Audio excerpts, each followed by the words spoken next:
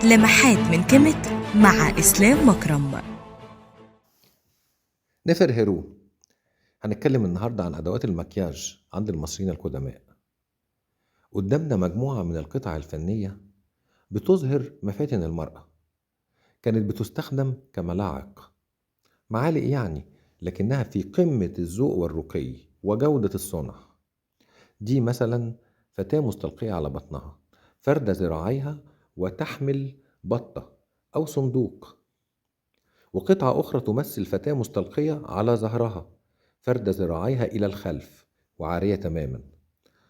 القطعة دي من مقتنيات متحف اللوفر، ملعقة من الخشب، ربما كانت بتستخدم لإعداد المساحيق ومستحضرات التجميل على شكل مفتاح الحياة، العنخ.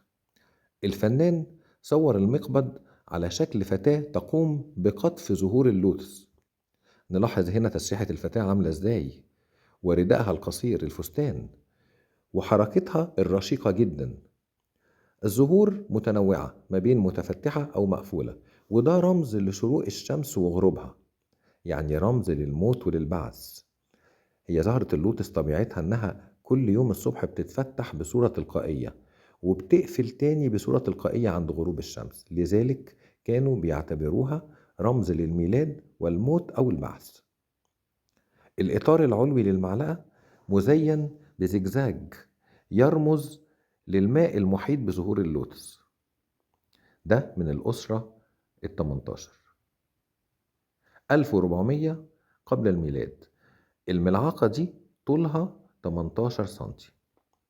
غير كده بقى عندنا علب المكياج المصنوعة من الخشب، المشط، المرود للتعطر مصنوع من العاج، المرايات من النحاس أو من البرونز، القنينة، البرطمانات. كل أدوات التجميل اللي بنستخدمها النهاردة كانت موجودة.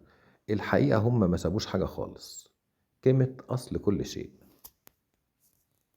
اضغط متابعة للصفحة ولايك وشير. كيميت أصل كل شيء.